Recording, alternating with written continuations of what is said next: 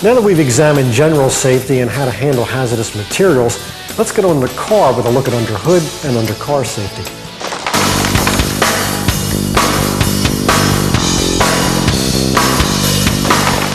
A battery is considered hazardous if leaking or corroded due to the sulfuric acid released, which can cause serious burns if it comes in contact with your skin.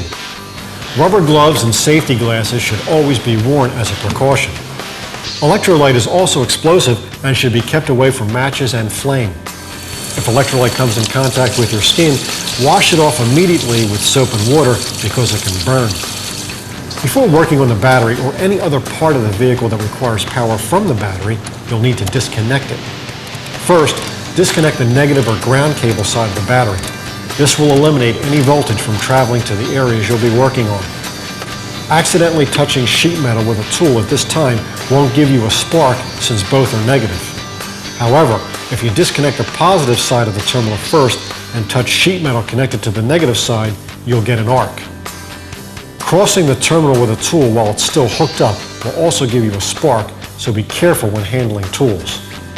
When replacing the battery, the automotive shop will take the battery and recycle it through a battery supplier or recycler.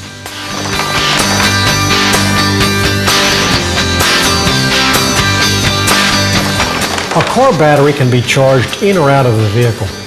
When preparing to charge out of the car, place the battery on a level surface. Before attaching the cables, make sure that the charger is unplugged. Attach the positive cable to the positive post and the negative cable to the negative post in that order. Once the positive and negative cables have been attached to the battery, the charger can now be plugged into an AC outlet. Next, check the chart on the battery charger for the proper charging rate. Once found, set the rate and the timer and turn the charger on.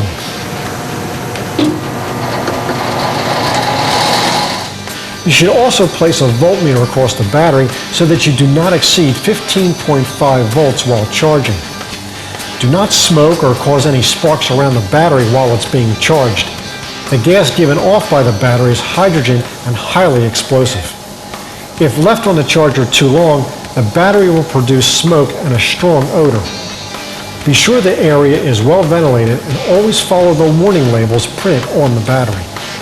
When jump-starting a dead battery with a booster battery, proper connections prevent sparks. Using a jumper cable, connect the two positive terminals and then connect the negative terminal of the booster battery. Attach the other end to a good ground away from the dead battery so that if a spark occurs, it won't be near the battery.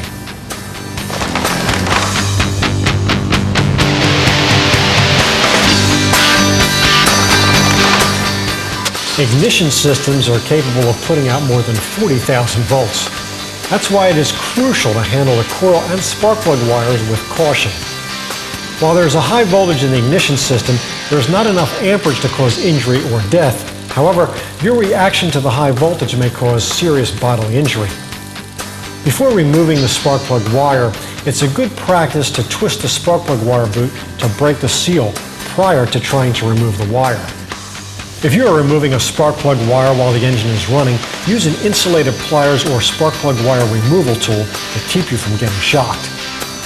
Also, when removing spark plug wires while the engine is running, place the wire on a good ground quickly, away from any sensors or sensor wiring, to avoid destroying the engine computer. When replacing spark plug wires or spark plugs, allow the engine to cool down if possible before removing them. This will lessen your chances of being burned on the exhaust manifold and possibly stripping the threads of the spark plug holes on aluminum heads. Vehicles that use a distributor that has been removed or replaced can sometimes create an engine backfire due to the distributor being out of time. When cranking the engine, keep your face out of the way. A ball of flame can come out of the carburetor or throttle body, resulting in serious injury.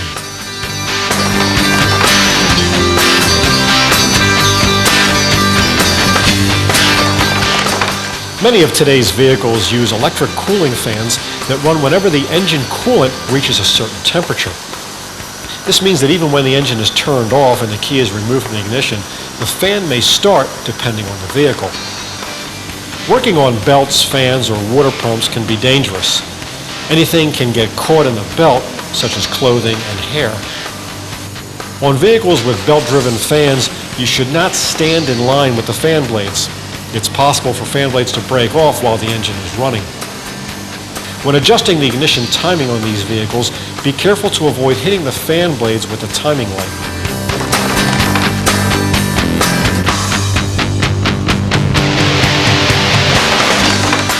When the car is running, the alternator charges the battery.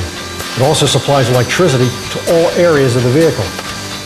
When servicing an alternator or starter motor, disconnect the negative battery terminal first to avoid possible arcing of loose hot wires and to prevent accidentally starting the vehicle. To bench test the starter motor, first attach the battery cable from the positive side to the positive terminal on the starter motor. Connect the negative cable from the battery to the vise. Then hook up the remote starter leads to the positive battery terminal and solenoid terminal. Do not crank the starter motor for more than 30 seconds as damage to the starter may result. Remember, when working around the alternator, be careful of loose clothing, long hair, and jewelry.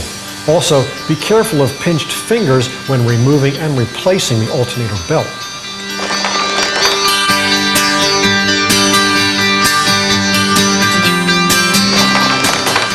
When beginning to work on the radiator, it's a good idea to allow the engine to cool. This will prevent the coolant from spraying out of the radiator when the engine is hot. Once the engine is cool, place some shop wipers over the cap before twisting the cap to the first notch. By turning the cap to the first notch, you'll release whatever pressure remains in the system. It will also prevent the cap from blowing off. Some coolant may spray downward depending upon the remaining pressure. Once all of the pressure has been released, the cap may be safely removed. With the advent of extended life coolants, it's very important to install the correct coolant. Using the incorrect coolant can severely damage the cooling system. Read the service manual and pay attention to the color of the coolant when replacing or topping off. Some coolants cannot be mixed.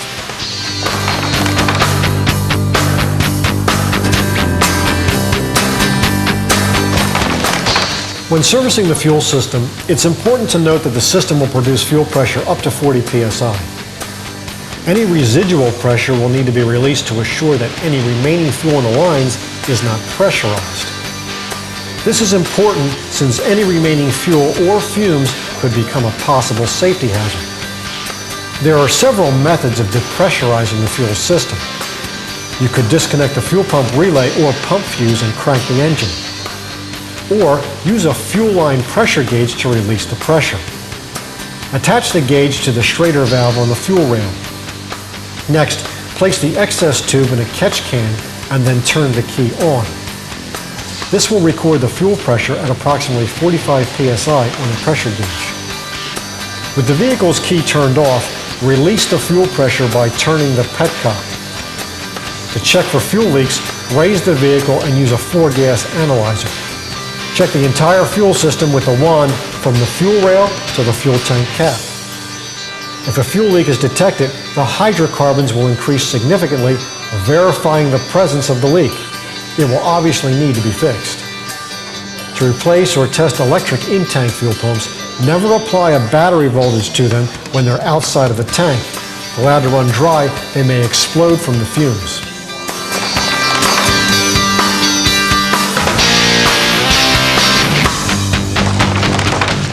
There are times when you'll need to remove the engine for fixing or replacement. An engine hoist can be used for this purpose. First, roll the hoist into proper position with the hook centered above the engine. The boom may need to be extended for proper alignment. The further the boom is extended, the less weight it will be able to lift. If the weight is not evenly distributed, the crane could tip forward. To lift the engine, you'll need to secure with a chain or cable. The chain will then loop around the hook at the end of the boom. Any adjustments that need to be made to the hoist should be done before the engine is attached. Once the engine has been removed from the vehicle, you'll be able to move it to a location in the shop where you can work on it. Be sure to keep it close to the ground to avoid hitting anyone. With the engine outside of the vehicle, a mounting stand can be used for support. After inspecting the stand thoroughly, place the stand where you intend to work before attaching the engine to it. Even though the mounting stand has wheels and can be moved, be careful because the engine is heavy and could tip over. Once the engine is secured, you can begin working. When removing or tightening the fasteners on the engine, be sure to use the mast or angle side of the stand, which will give you the most support.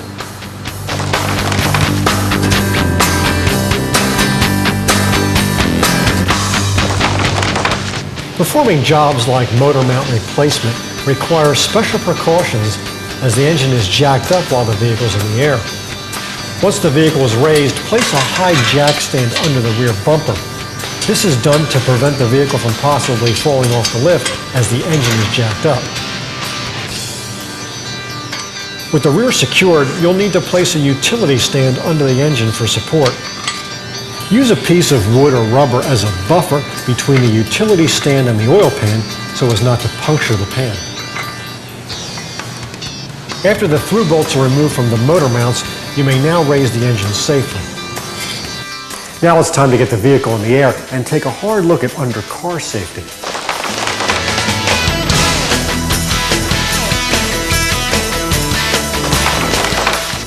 Floor jacks and jack stands are used almost daily in the automotive shop. Before using the jacks, be sure they are secure by looking them over and checking for any loose wheels or rusted metal. When preparing to raise the car, place the floor jack under a frame member. After raising the car to the desired height, place a jack stand under the car for additional support. Never get under the car with just the jack holding it up. Lower the car by turning the handle, allowing the car to rest on the jack stand. Be sure the car is resting securely before proceeding. Once it's determined that the car is secure, you'll be able to start working. If you are using a creeper, check the wheels and confirm that they are securely fastened. Be very careful when getting onto the creeper. Place your hands on the floor on either side of the creeper while lowering your body into a seated position. Next, lie down and push or pull yourself under the vehicle. When not in use, stand the creeper in the upright position or push it under the vehicle to avoid it from becoming a skateboard.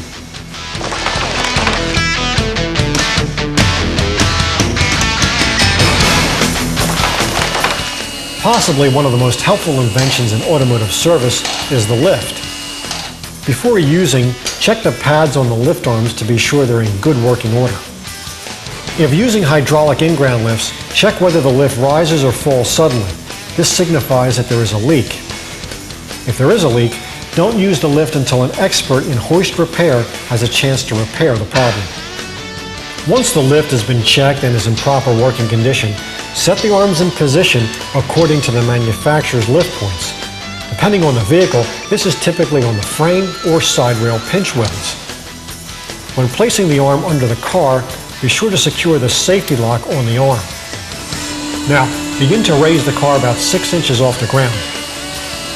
Once in position, give the car a good shake at the front or rear bumper. If the car withstands the shake, it's safe to proceed. As the car is raised, note that the safety lock on the lift will click at each new position. Once the vehicle is at the desired height, raise or lower the lift until the safety lock engages. Before you begin working, check the lift arms again when the car is in the air and make sure the lift safety is on. Take extra precautionary measures when working on the car. For example, if the car's hood or trunk is open, make sure the car does not collide with the ceiling. When lowering the vehicle, remove any toolboxes, utility stands, or any other equipment from the lift area. Also, make sure the doors are closed when lowering or moving the vehicle from the lift.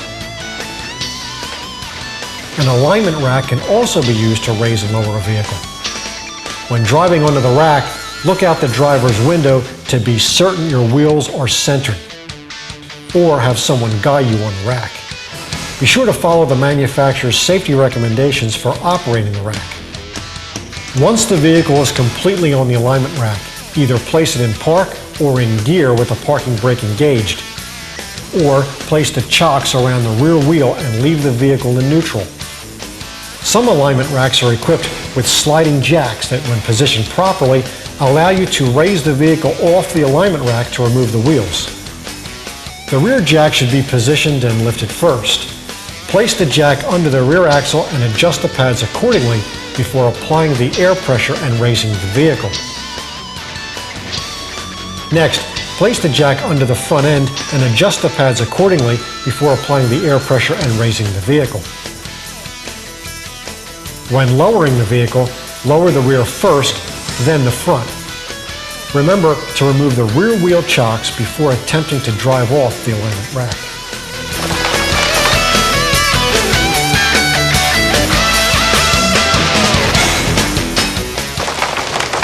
Transmissions are another large, heavy item that may need to be removed from the vehicle to be worked on or replaced.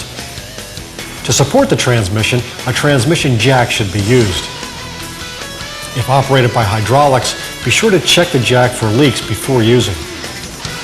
Also, make sure the wheels and any other fasteners on the stand are tight and in working order.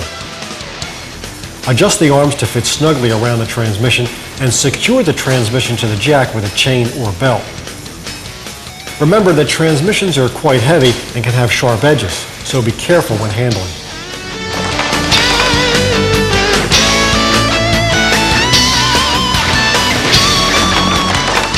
Differentials and drive shafts have very sharp edges. Be aware of fingers getting caught since the parts fit closely together, creating a potentially serious injury if mishandled. Some differential work requires tightening fasteners to around 200 foot-pounds. Remember to pull the torque wrench towards you when doing this to avoid injury.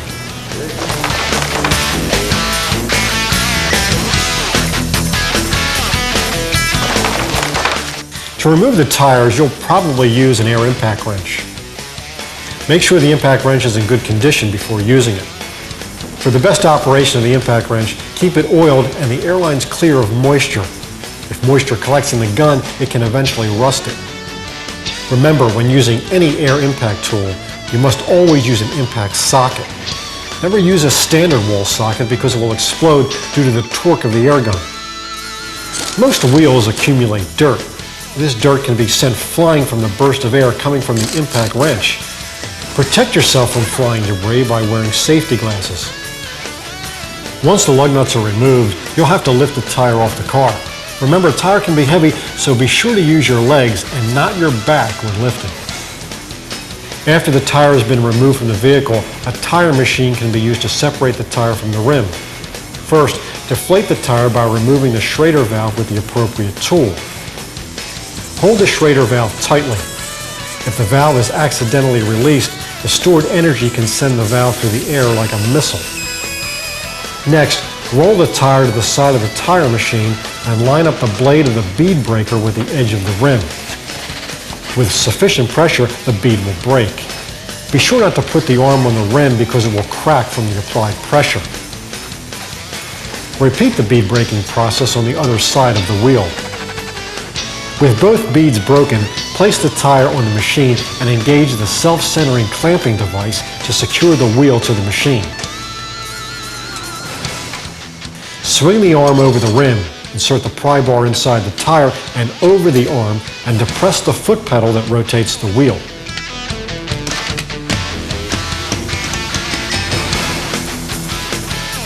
Pay attention to where your arms and fingers are to avoid injury. Repeat the process on the other side of the tire until it's completely removed from the wheel. Observe the condition of the rim for any cracked welds, enlarged lug nut holes, or any damage that would need to be fixed or cause you to replace the rim. Use the same precautions when mounting the tire as you did when removing it. Never stand directly over the tire and keep your fingers away from the bead area as it seats to avoid pinching them between the tire and the wheel. Hold the Schrader valve securely when replacing. When inflating the tire, check for the proper tire pressure as required by the individual vehicle manufacturer. When installing the wheels, double check to be sure all lug nuts are both tightened and torqued by using a torque wrench or torque sticks according to manufacturer's specifications.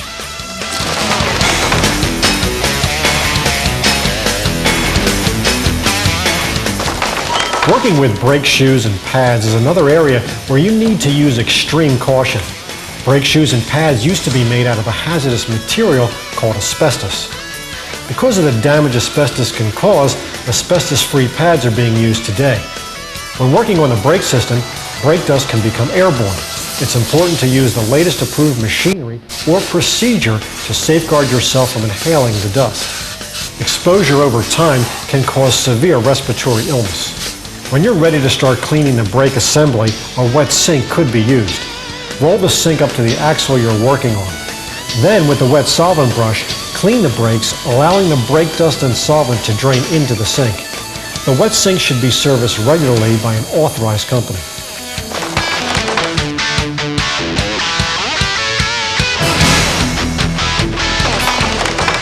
The process of removing air from the brake system is known as bleeding. When bleeding with a vacuum bleeder, first be sure the master cylinder is full. Place the bleeder wrench and hose from the vacuum bleeder onto the bleeder screw. With the shop air supply attached to the vacuum bleeder, open the bleeder screw and depress the trigger on the vacuum bleeder until all the air is removed. When replacing the fluid, make sure that the brake fluid is kept away from any painted surfaces as well as your eyes and skin. Also, be sure it hasn't been exposed to air or moisture. Moisture absorbed in brake fluid can enter the hydraulic system, resulting in total brake failure.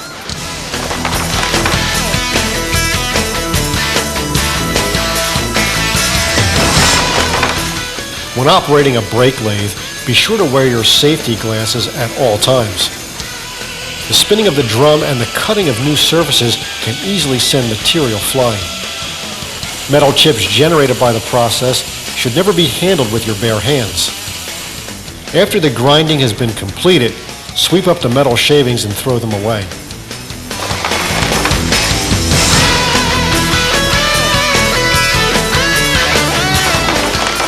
Before the brakes can be tested, you'll need to start the vehicle. Be sure the area is properly ventilated first. With the vehicle running, pump the brake pedal several times. The pedal should feel firm before putting the vehicle in gear. Test the brakes by pumping the brake pedal several times as you start to leave the shop. The pedal should continue to feel firm when depressed. Remember, every car should be road tested before and after any service.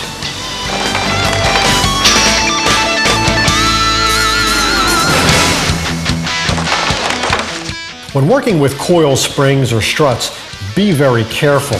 These springs have a great deal of stored energy and when compressed, can fly across the shop with great force. Always use the proper coil spring compression tool or strut tool. Secure the strut to the strut compression tool by inserting the fingers into the coils of the spring. Mark the coil spring to assure proper alignment during the installation on the replacement strut. Compress the spring so that the strut moves freely inside the spring. Remove the nut from the top of the strut rod using an impact wrench and appropriate socket, and then remove the strut from the spring. When replacing, slide the new strut into the coil spring being held by the compression tool. Once in place, hand tighten the nut, then use an impact wrench to snug up the nut. Do not torque the nut at this time. This will be done after the unit has been reinstalled.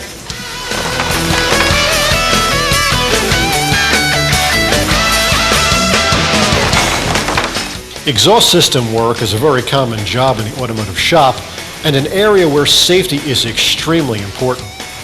This is probably the area where it's most common to get an eye injury from rusty metal falling off the exhaust system. Therefore, it's imperative that safety glasses be worn when working on exhaust systems. If a torch is being used for cutting or heating, make sure a charged fire extinguisher is nearby. Inspect for fuel leaks prior to igniting the torch. If the torch will be used near the fuel tank or lines, they should be protected from heat and sparks while using the torch in that area. Leather gloves should be worn while cutting or heating metal and use caution when handling the hot metal parts. If a cutoff tool is being used, again, inspect for fuel leaks prior to using it and protect fuel tank and lines from sparks. Finally, when welding the exhaust system, Use the same precautions regarding fuel leaks and protection of the fuel tank and lines. Do not let carelessness in this common area of automotive repair cause an injury that may affect you for the rest of your life.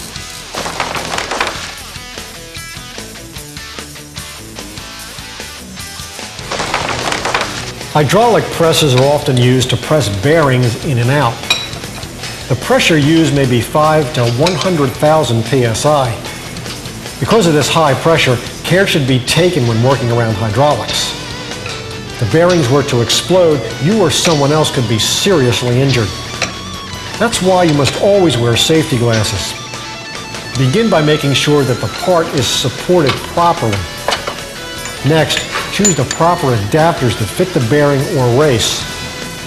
Whenever pressing bearings, it's wise to place wipers over the bearing. In the event the bearing collapses under the pressure, the wipers will contain any fragments.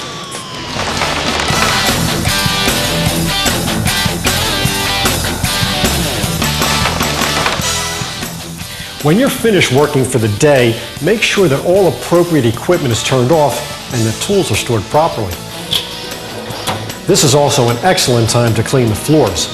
This will allow them to dry overnight, virtually eliminating the possibility of a slip and fall accident. Also, be sure to change your clothing.